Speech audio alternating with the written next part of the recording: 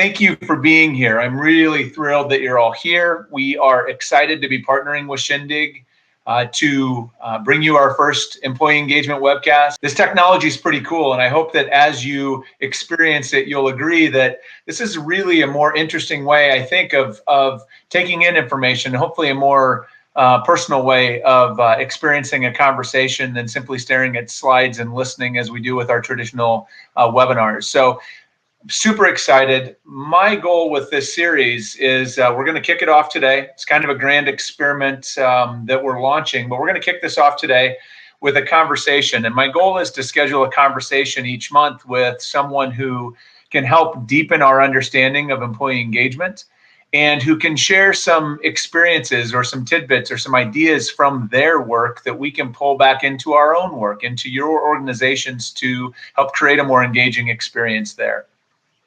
So just to talk about a little bit how we're going to do this, we're going to spend the next 15 to 20 minutes in conversation between, I'm going to ask my guests some questions. I'll bring Steve up here in just a moment. Steve and I will chat for that period of time. I'm going to try to draw out some really interesting stuff, but then I'm going to turn the floor to you.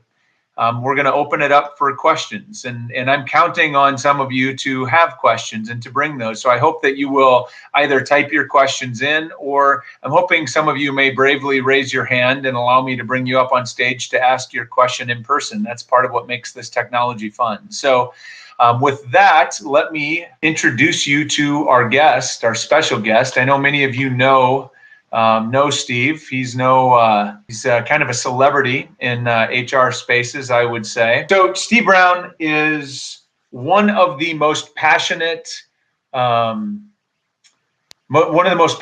people I've ever met in the HR space. Steve is the executive director of HR for La Rosa's. He is a national board member for SHRM. He runs something called the HR Net, which is this giant network online that allows HR people to ask and answer questions. He runs a group in Cincinnati to bring HR people together. He's kind of like the Pied Piper of HR, I would say, something like that. Where Steve goes, we follow. I am so excited to have him here. He just published his first book called HR on Purpose, which we'll get into. But and generally, most importantly, Steve is one of the best human beings I've ever met. And so, Steve, I am more than excited to have you here on the first webcast. Thank you for being here. Thanks, man. It's good to be here. This is kind of cool to see all the faces floating around. I love that. And I'm hoping people will use those cameras, right? Yeah, absolutely. So just for those that may not know you, tell us a little bit about La Rosa's and your role there, and kind of help us understand your day-to-day. La Rosa's is a regional pizzeria. We're kind of a tradition here in Cincinnati. It's kind of crazy. We've been around for 64 years. We have 66 stores. I only get to work with 14 of them. The others are franchises. And I'm in charge of people, every aspect of it, strategic side, day-to-day side, compliance side, but generally the humans. Cool. It's a lot of humans to keep track of.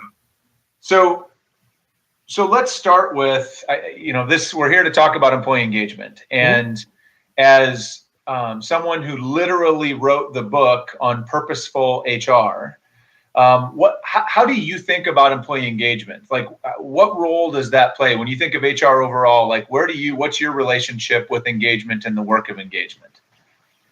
I think it's critical. I'm afraid that's been watered down recently because it's just so broad when you look at the HR space. To me, engagement's a lot easier, and connecting your team members to what they do, to have them have a purpose and a role and a value in what they do, regardless of the level of their role. Engagement has to grow throughout the organization, not just in certain levels, not just your senior people, not just your frontline people. Engagement, it covers the whole gamut. So what would you say? How does that, talk to me about so in terms of actions and activities and where you spend your time, how does that translate into what you do? How does it inform your processes or your actions or how you show up for employees every day? I think it enhances it. It's everything I do. My job is to go remove obstacles, get things out of the way so that people can do their job. too often HR goes to control and hold and fence in people. I'm more freeing. Hey, let's give you permission. Let's let you do your work. Allow people to do the job that they're there to do, and then they'll value what they do. I mean, it doesn't matter whether they're a cook making pizza, because I need people to make pizza and do it well. Sure. Or if it's my head of marketing, they need to be able to be enabled to do their job. Engagement, to me, is allowing them to do that, taking stuff out of the way so that they can do well.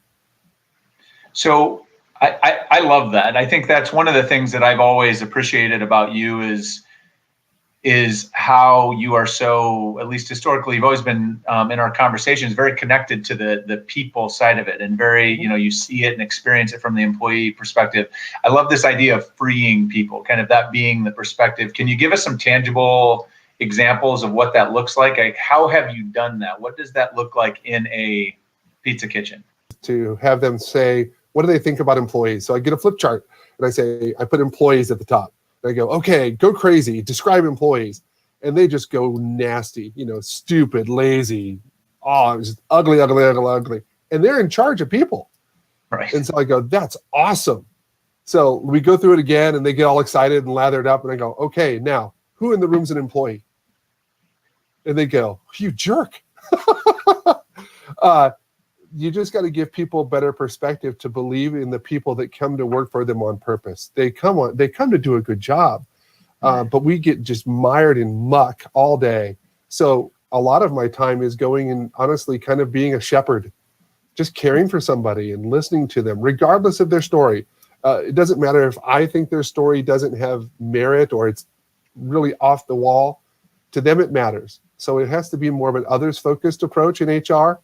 Especially at the senior level. If you're only focused on HR and its internal processes, you're just missing the boat. One of the things that, you alluded to this earlier. You said that, a lot of the discussion or conversation about employee engagement has gotten watered down.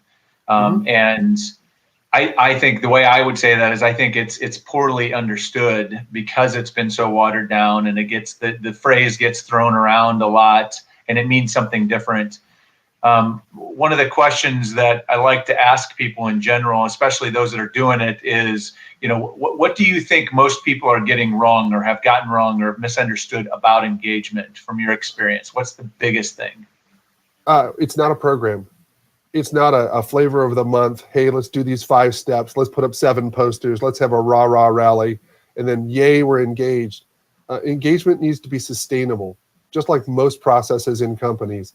So it's not a one-time deal. It's constant effort. We keep wanting to be done with a lot of things. And I think that's a huge mistake. We need to reach a milestone, start. It doesn't stop. And it's different for every person. Tons of our peers are all about, I want one-size-fits-all HR. And if you have 2 people in a room, like you and I are in a room, we're instantly different. Mm-hmm.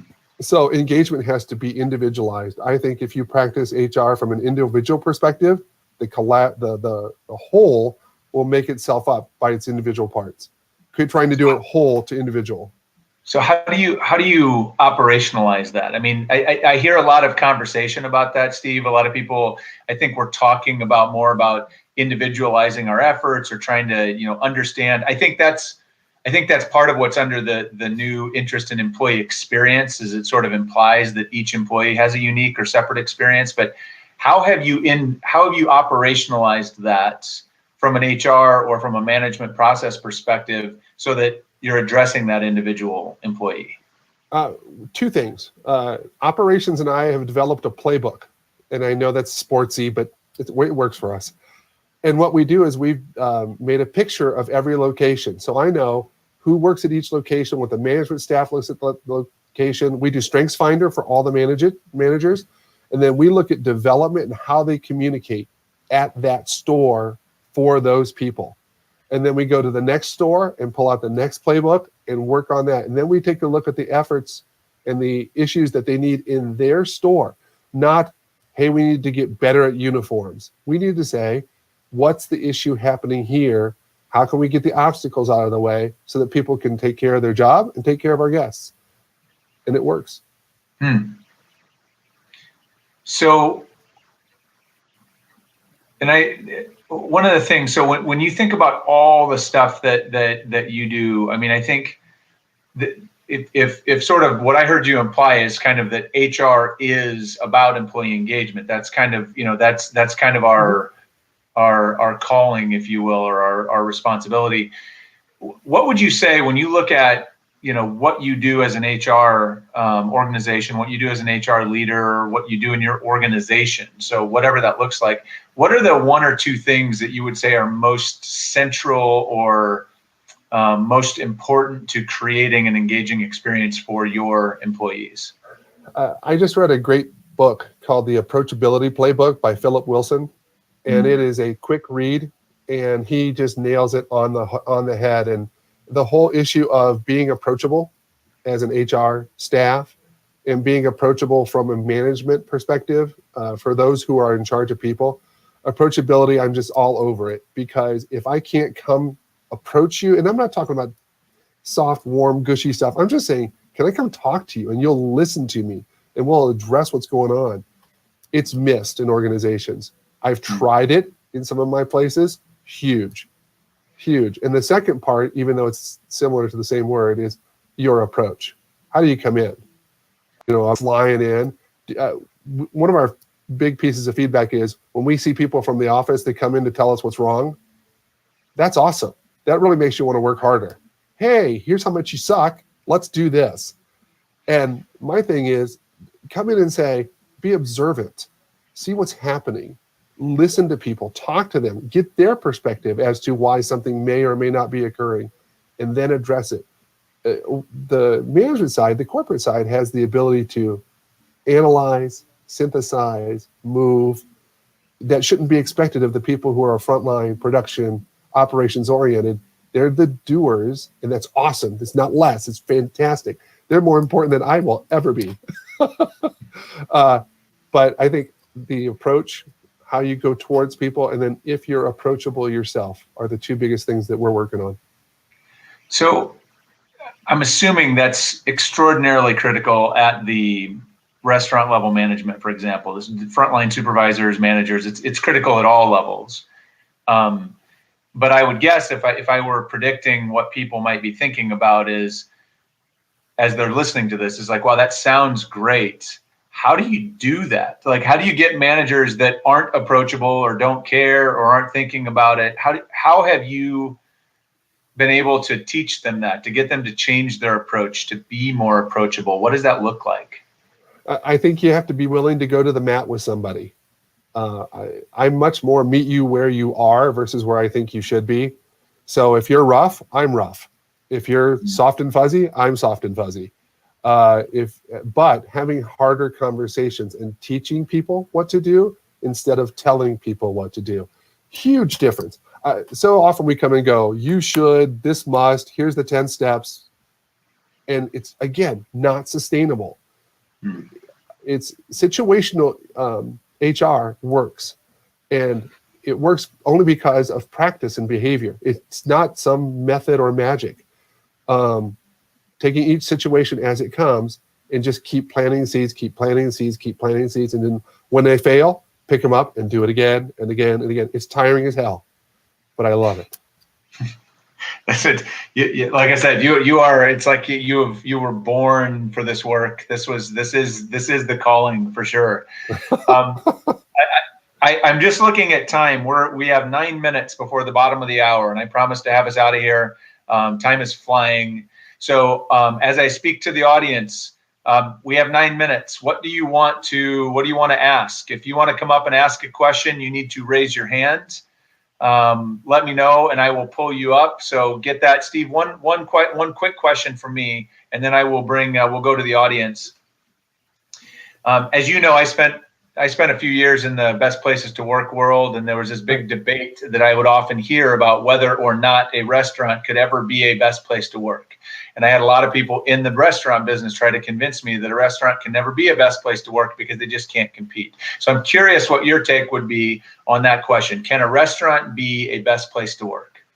Yes, it can, but I think it has to be determined by the team members, not by the organization. I think if a team member coming in could say, I love this place because, I'll give you a great example.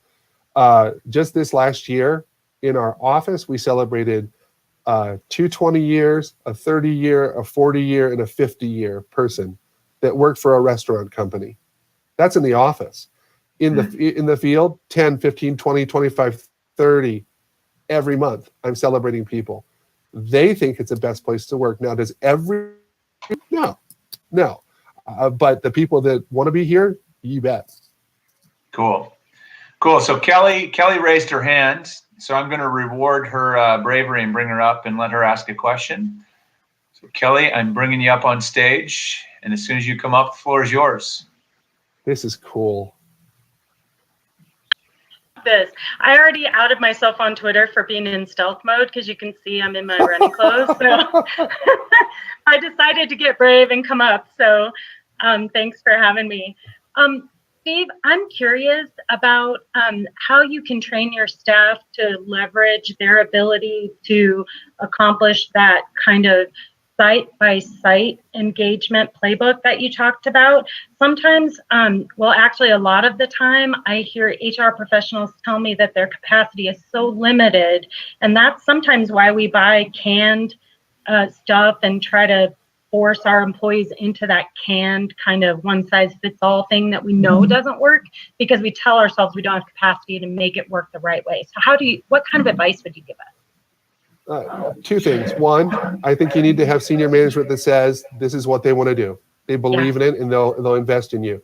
So the CEO, the president, and the COO are like, "Go, baby, do this." Yeah. And so they're allowing me to be different, and that's huge. I don't have their buy-in; I have their support, and I think it's a huge difference. This whole buy-in thing is a bunch of crap. I need their support so I can act. The second thing is, I know that people are going to resist it, because they're not used to it. They're not used to seeing HR this way. My staff wasn't used to seeing HR this way. Right. So it just takes time. Capacity is this. I'd rather spend time with people than on stuff, because stuff will always stay the same, but people don't, and I need to be with people. The book.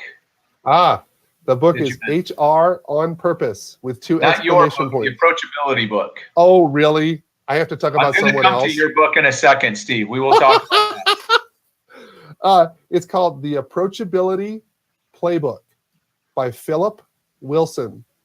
Phil is a SHRM guy, and he's on Twitter. He's at Approachable Leader. It's kind of condensed. Phil's amazing. It's so easy to use, and you can make it apply to your organization. It's not industry specific. All right. So here is another question from Sarah Snyder. Is there a number one tangible engagement tactic that you have seen work in the corporate world? Being genuine. I know that's not a game or a food or that kind of stuff.